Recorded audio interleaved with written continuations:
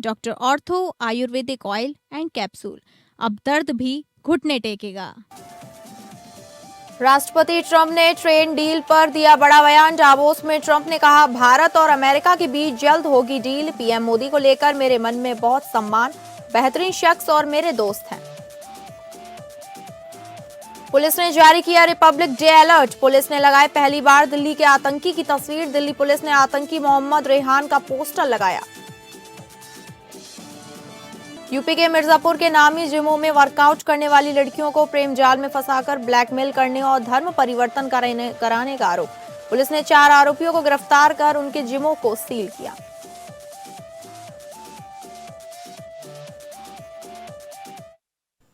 नमस्कार, आप सभी का स्वागत है और मैं हूं आपके साथ अंकिता सिंह। टॉप अपडेट्स की शुरुआत करेंगे, जहां 77वें गणतंत्र दिवस से ठीक पहले दिल्ली पुलिस और सुरक्षा एजेंसियां पूरी तरह मुस्तैद हैं। दिल्ली पुलिस ने पहली बार वांटेड आतंकियों के पोस्टर लगाए हैं। पुलिस ने कहा कि जनता की सतर्कता और सहयोग ही आतंकी साजिशों को नाकाम करने में सबसे बड़ी ताकत है। गणतंत्र दिवस के जश्न को शांतिपूर्ण और सुरक्षित बनाने के लिए हर नागरिक को जिम्मेदारी निभानी होगी। इस बार दिल्ली पुलिस के अलर्ट पोस्टरों में पहली बार दिल्ली के एक आतंकी की तस्वीर शामिल की गई है। ये आतंकी मोहम्मद रेहान है, जो अल-कायदा इन इंडियन सब कॉन्टिनेंट से जुड़ा बताया जा रहा है और दिल्ली पुलिस व खुफिया एजेंसियों को वांछित है। शिवसेना सांसद श्रीकांत शिंदे ने कहा कि भले ही भारतीय जनता पार्टी और शिवसेना ने चुनाव अलग अलग लड़े हों, लेकिन सत्ता महायुति की ही बनेगी। उन्होंने स्पष्ट किया कि कल्याण डोंबिवली महानगर पालिका में महायुति की सरकार गठित की जाएगी और भाजपा के सहयोग से विकास कार्यों को गति दी जाएगी। श्रीकांत शिंदे ने कहा कि मनसे की भी विकास के लिए साथ आने की भूमिका है।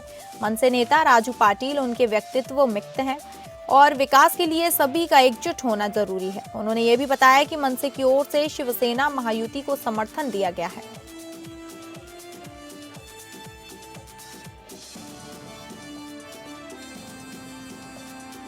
यूपी के मिर्जापुर से एक चौंकाने वाला मामला सामने आया, जहां शहर के नामी जिमों में आने वाली युवतियों को प्रेम जाल में फंसाकर धर्म परिवर्तन और ब्लैकमेल करने का आरोप लगा है।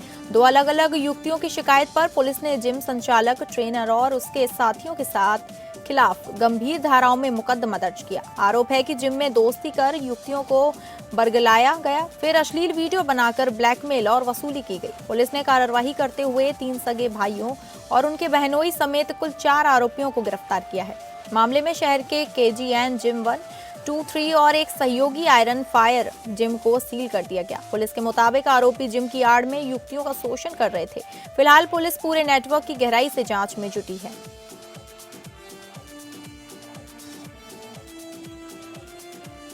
जनपद में अपराध पर प्रभावी नियंत्रण को लेकर एसपी राहुल भाटी के मजबूत नेतृत्व एक बार फिर झलक देखने को मिली।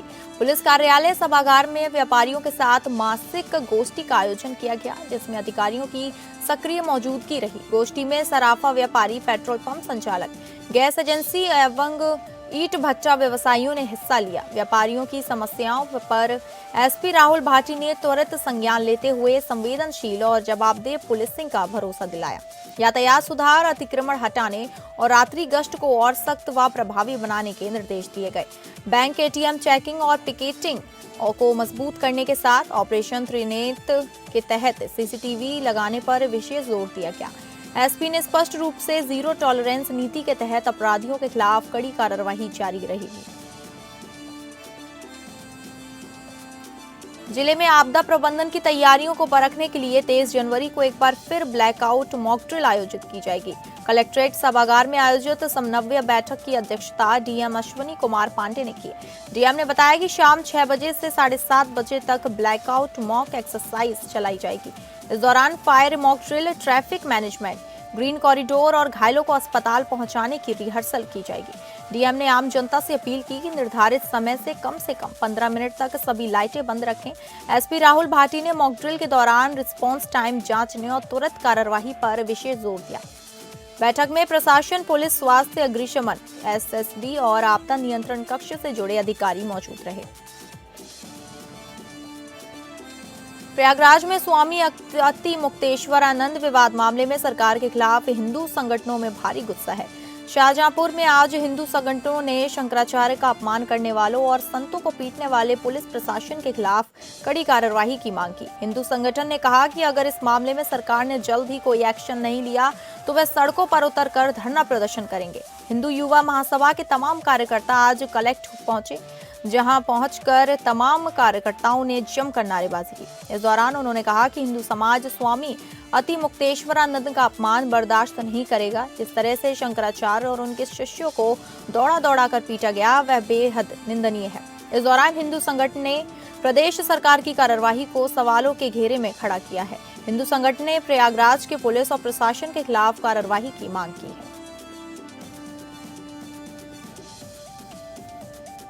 आदमपुर थाना क्षेत्र के गांव फतेहपुर अतैक में खेत पर सिंचाई करते समय किसान की दर्दनाक मौत हो गई। बताया जा रहा है कि खेत के ऊपर से गुजर रही हाई टेंशन लाइट की चपेट में आने से किसान को करंट लग गया। घटना के समय किसान अकेला खेत में काम कर रहा था। कुछ देर बाद रोटी लेकर खेत पहुंचे बेटे ने पिता को बेसुख हालत में देखा पड़ा मिला। आसपास के लोगों को सूचना देने पर किसान की मौत की पुष्टि हुई। घटना की जानकारी मिलते ही पुलिस मौके पर पहुंची और जांच शुरू की। इस हादसे के बाद बिजली विभाग की सुरक्षा व्यवस्था पर भी सवाल खड़े हो रहे हैं। अंबेडकर नगर से मानवता को शर्मसार करने वाली घटना सामने आई है, जहां एक मानसिक रूप से कमजोर युवक को ग्रामीणों ने चोर समझकर पेड़ से बांध दिया और उसकी पिटाई कर दी। ग्रामीणों ने युवक पर ठेला, कोल्हू और गेहूं चोरी का आरोप लगाया, जबकि एक व्यक्ति ने 3 बोरा गेहूं चोरी होने का दावा किया। इसी शक के आधार पर युवक को पकड़कर तालिबानी सजा दी गई, जिसका वीडियो सोशल मीडिया पर तेजी से वायरल हो रहा है। पुलिस जांच में सामने आया कि युवक मानसिक रूप से कमजोर है और वह सिर्फ पानी पीने के लिए घर में घुसा हुआ था। बताया गया कि युवक बसखारी थाना क्षेत्र का निवासी है, जो रास्ता भटकते हुए जलालपुर थाना क्षेत्र के पकड़ी मरहरा गांव पहुंच गया था। सूचना पर पहुंची पुलिस ने युवक को ग्रामीणों के चंगुल से छुड़ाया और परिजनों को बुलाया। परिजन युवक को अपने साथ घर ले गए। वहीं पुलिस का कहना है कि जांच में मारपीट की पुष्टि नहीं हुई है। फर्रुखाबाद जनपद के जहानागंज थाना क्षेत्र के जरारी खलासपुर गांव से सनसनीखेज हत्या का मामला सामने आया। अवैध संबंध के शक में पति ने अपनी पत्नी को चाकू मारकर बेरहमी से हत्या कर दी। घटना की सूचना मिलते ही थाना पुलिस मौके पर पहुंची और पूरे घटनास्थल की जांच पड़ताल की। मृतका की पहचान अनीता उर्फ नन्ही देवी कठेरिया के रूप में हुई है, जिनके 4 बच्चे हैं। पुलिस ने मौके से हत्या में प्रयुक्त चाकू भी बरामद कर लिया है। वारदात के बाद गांव में हड़कंप मच गया और परिजनों का रो रो कर बुरा हाल है। पुलिस ने शव को कब्जे में लेकर पोस्टमार्टम के लिए भेज दिया है और आगे की कार्यवाही में जुट गई है। उत्तर प्रदेश के हमीरपुर जिले में सरीला क्षेत्र के खेड़ा शिलाजीत गांव में उस वक्त अफरा तफरी मच गई जब एक पागल सियार ने खेत में काम कर रही बुजुर्ग महिला पर अचानक हमला कर दिया। घटना में महिला गंभीर रूप से घायल हो गई। घायल महिला को इलाज के लिए अस्पताल में भर्ती कराया गया है। खेड़ा शिलाजीत निवासी कुपजा रानी उम्र 65 वर्ष अपने निजी ट्यूबवेल पर जानवरों के लिए हरियाली काट रही थी। इसी दौरान जंगल की ओर से आए एक सियार ने उन पर हमला बोल दिया।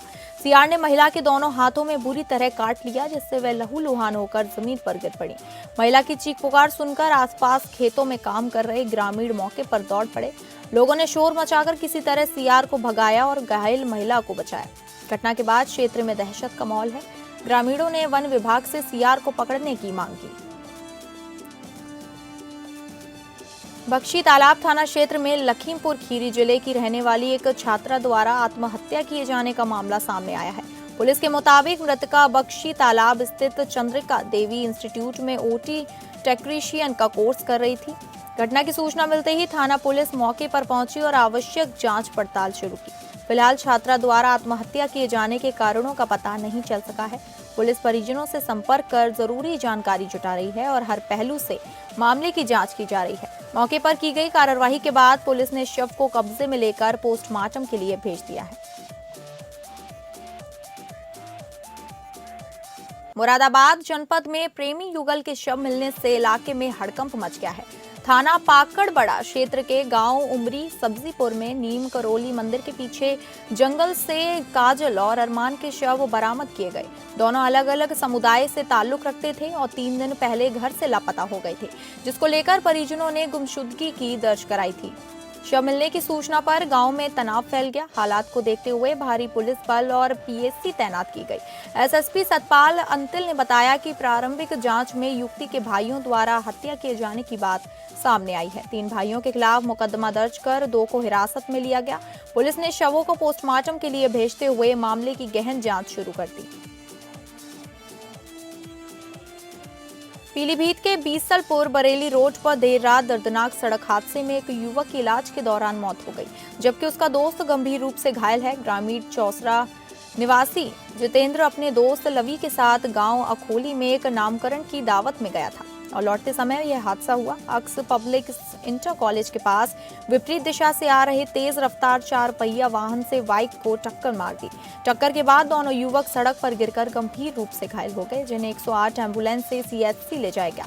डॉक्टरों ने प्राथमिक उपचार के बाद दोनों को जिला अस्पताल रेफर किया, जहां लवी ने देर रात इलाज के दौरान दम तोड़ दिया। मौत की सूचना मिलते ही परिजनों में कोहराम मच गया। पत्नी और बच्चों का रो रो कर बुरा हाल है। पुलिस ने शव को पोस्टमार्टम के लिए भेजते हुए तहरीर के आधार पर आगे की कार्रवाई की बात कही है।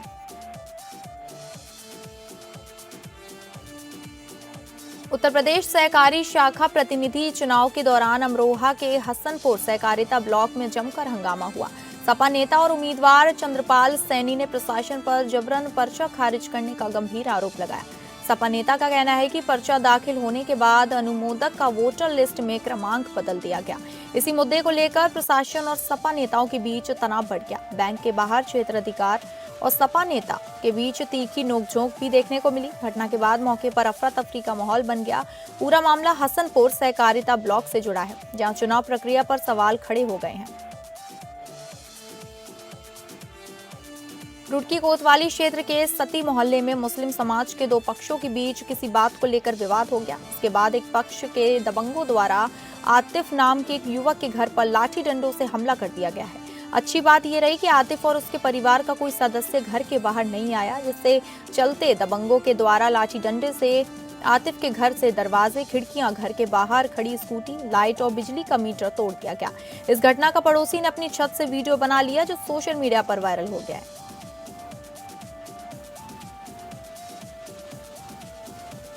लगातार जमीनी विवादों में उलझे गदरपुर विधायक अरविंद पांडे की मुश्किलें कम होने का नाम नहीं ले रही। तहसील प्रशासन ने विधायक अरविंद पांडे के आवास पर बने कैंप कार्यालय पर नोटिस चस्पा किया। प्रशासन ने नोटिस में 15 दिनों के भीतर कैंप कार्यालय हटाने के निर्देश दिए हैं। कल देर रात शाम जब तहसील प्रशासन द्वारा नोटिस चस्पा किया, उस समय विधायक अरविंद पांडे घर पर मौजूद नहीं थे। उनकी अनुपस्थिति में उनके पुत्र अतुल पांडे ने नोटिस रिसीव किया। नोटिस चस्पा होने की खबर फैलते ही विधायक समर्थक बड़ी संख्या में विधायक अरविंद पांडे के आवास पर पहुंचे और अपनी ही सरकार के खिलाफ रोष व्यक्त किया।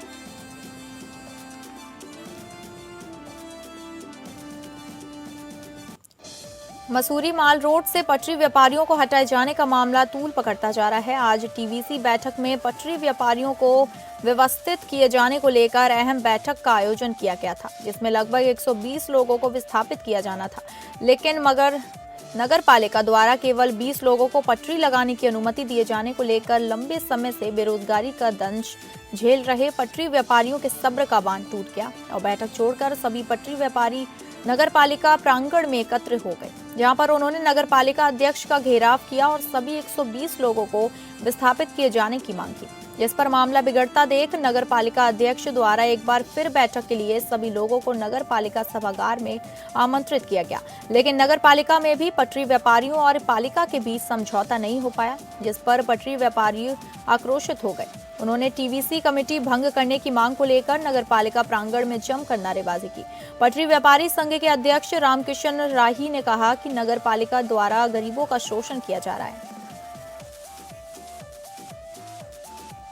दिन दहाड़े भीटी थाना क्षेत्र के जमौलीगंज चौराहे पर स्थित शराब की दुकान पर लूट का प्रयास किया गया। बदमाशों ने दुकान में रखे करीब 3 लाख रुपए लूट की कोशिश की। लूट का विरोध करने पर बदमाशों ने सेल्समैन विमल जायसवाल पर गोली चला दी। गोली सेल्समैन के पेट पर लगी, जिससे वह गंभीर रूप से घायल हो गया। घायल अवस्था में उसे पहले भीटी सीएचसी ले जाया गया, जहां से जिला अस्पताल रेफर किया गया।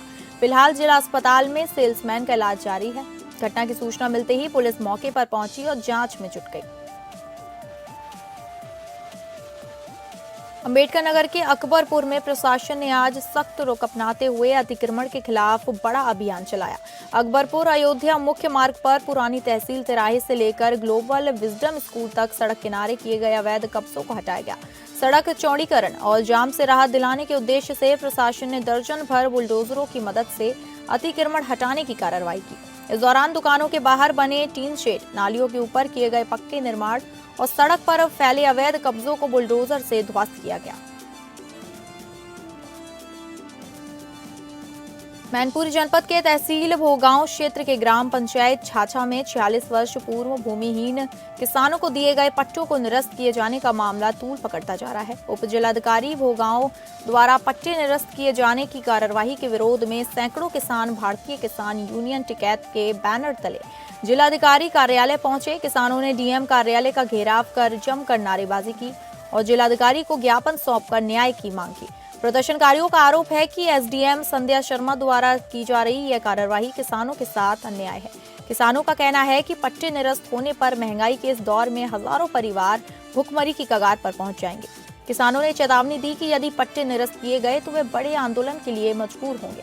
मौके पर मौजूद किसानों और किसान नेताओं से मीडिया ने बातचीत की, जिससे उन्होंने अपना दर्द और मांगे खुलकर रखी। यमुना एक्सप्रेस वे पर गुरुवार को बड़ा हादसा होते होते टल गया। कानपुर से दिल्ली जा रही एक प्राइवेट डबल डेकर बस में अचानक आग लग गई। यह घटना थाना राया क्षेत्र में माइकल स्टोन 110 के पास हुई। प्रत्यक्षदर्शियों के अनुसार बस का टायर अचानक फट गया, जिसके बाद बस में आग लग गई। आग की लपटें देखते ही चालक ने सूझबूझ दिखाते हुए बस को तुरंत सड़क किनारे रोक दिया और यात्रियों को नीचे उतारना शुरू कर दिया। बस में सवार करीब 60 यात्रियों ने समय रहते बस से उतरकर अपनी जान बचाई।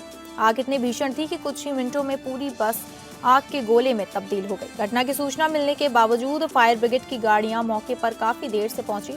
तब तक बस पूरी तरह जल चुकी थी। हालांकि राहत की बात यह रही कि इस हादसे में कोई जानहानि नहीं हुई। अमेरिका के साथ डील को लेकर चल रही अटकलों के बीच एक बड़ा अपडेट सामने आया है। यह अपडेट एक बार फिर खुद राष्ट्रपति ट्रंप ने दिया। दावोस में बीते बुधवार उन्होंने भारत के साथ डील को लेकर कई सकारात्मक संदेश दिए। अमेरिकी राष्ट्रपति डोनाल्ड ट्रंप इस समय स्विट्जरलैंड के दावोस में हैं, जहां उन्होंने वर्ल्ड इकोनॉमिक फोरम को संबोधित किया। ट्रंप ने अपने संबोधन के बाद भारतीय मीडिया संग बातचीत में प्रधानमंत्री नरेंद्र मोदी और भारत के साथ अमेरिका के ट्रेड डील पर बात की।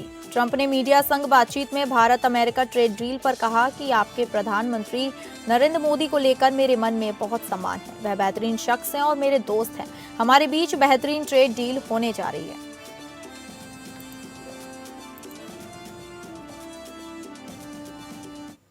तो फिलहाल टॉप अपडेट्स में बस इतना ही। नमस्कार।